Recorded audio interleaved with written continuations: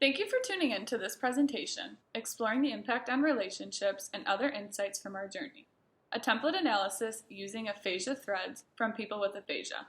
This project takes a look at people with aphasia and diving into insights on their journey post-stroke. My name is Andrea Van Slenbrook, and this research was completed during my undergraduate studies at Central Michigan University in Katie Strong's research lab. Currently, I am a graduate student at Calvin University. Pictured here is our research team: Amelia, who is a first-year graduate student at CMU, Katie, who is a second-year graduate student at CMU, and Dr. Strong. I am representing our team today as we plan to present this research last year at MSHA, but due to COVID-19 did not get the opportunity to do so. So let's get into the background.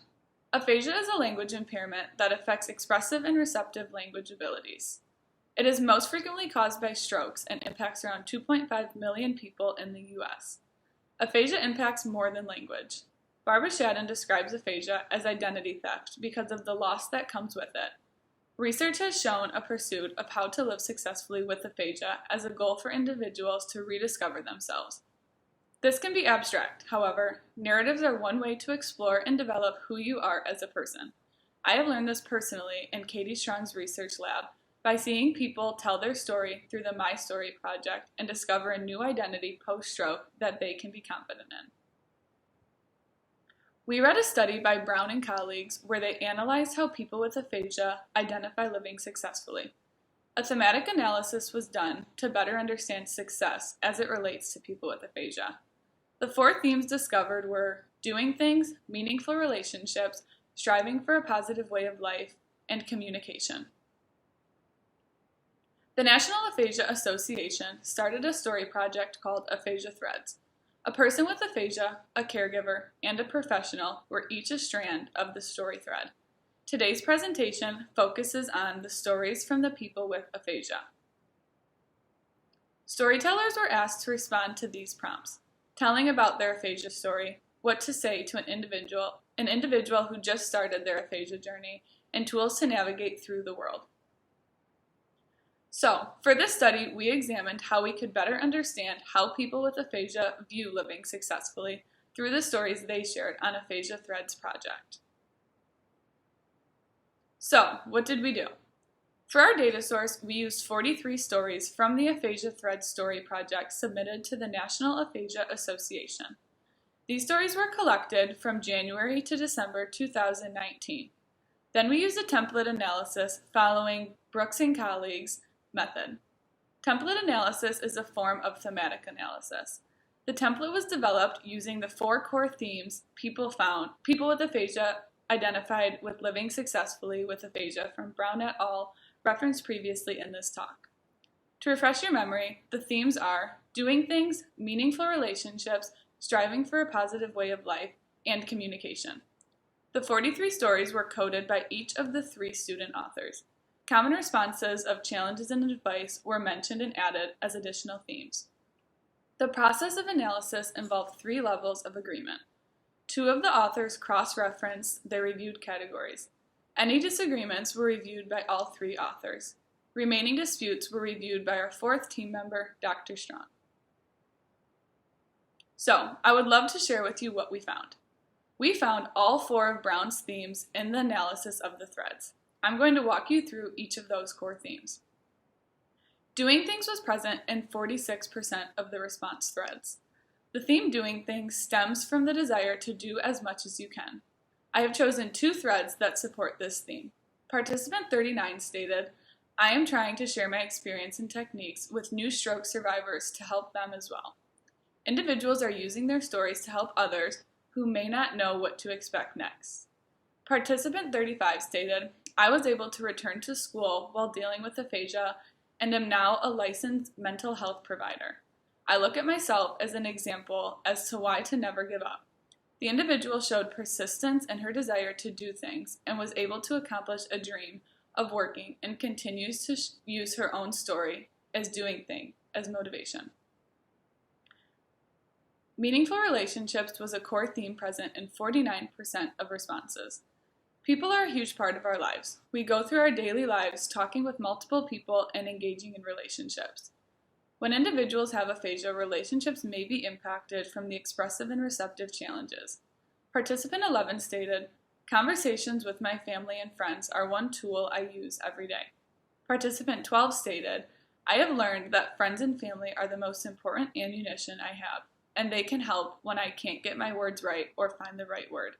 Support from people in your life or for those with aphasia allows for encouragement and strength when things are difficult. The core theme, striving for a positive way of life, was present in 95% of the threads. This was the most occurring theme throughout the 43 responses. Participant 12 stated, "I repeat this phrase every day.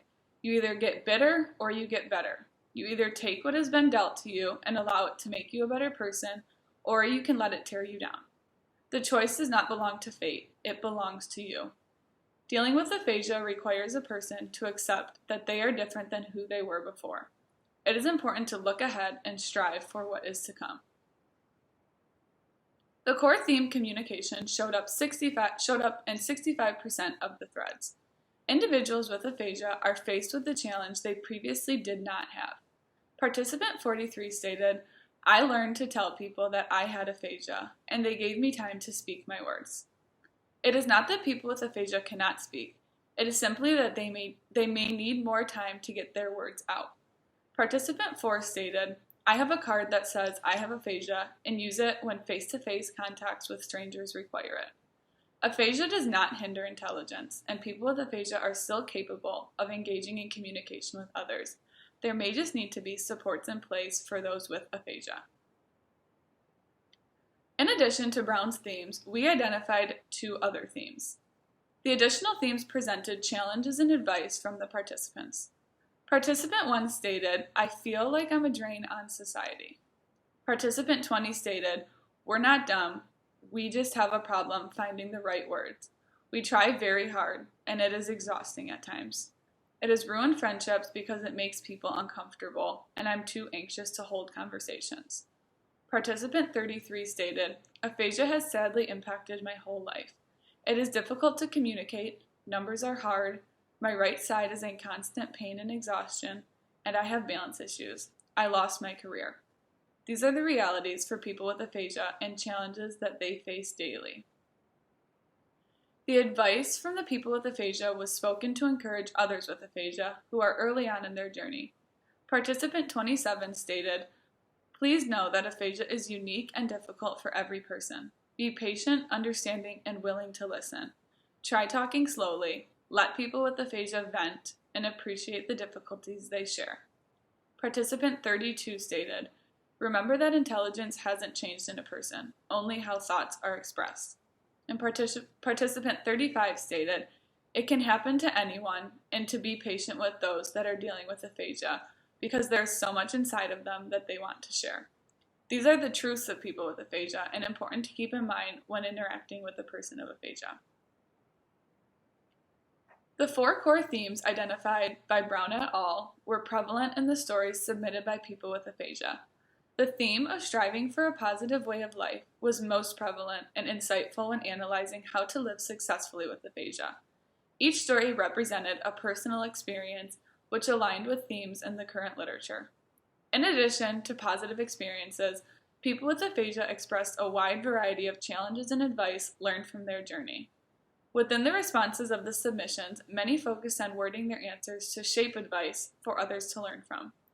The advice largely targeted communication aspects in ways that will help brighten their future. Along with the advice found, challenges were just as prevalent. Although prevalent, the challenges did not elicit a common theme and were specific to the individuals. The clinical implications found from the results show that each diagnosis of aphasia is unique and requires individual attention and therapy. It is important to use evidence-based practice as therapy tools. However, it is just as important to individually find what works best for each client. These implications are applicable across disciplines who work with aphasia populations beyond that of speech-language pathology. A limitation for this study may be that the prompts to elicit stories may have influenced the story content. Future research could explore the advice given by people with aphasia to family and professionals involved in the recovery. Such findings might be insightful in examining how families and professionals could better support individuals living with aphasia. Focusing on the caregiver's impact with aphasia, a research focus could target how the knowledge of living with aphasia impacts relationships. Another research domain could be the impact of aphasia and storytelling. Narratives help channel emotions and understanding of one's feelings that could be insightful to caregivers and professionals. We are grateful to the National Aphasia Association for sponsoring the Aphasia Threads, a story project. We'd also like to give a big thank you to the storytellers for their openness in sharing their journey. If you are interested in finding out more about our research, feel free to contact any of the authors at the email shown here. I also encourage you to check out the Story Strong Lab website link below. Here you can find information about lab members, alumni students, and Dr. Katie Strong. And here is an abbreviated list of references for this presentation. Thank you so much for tuning in.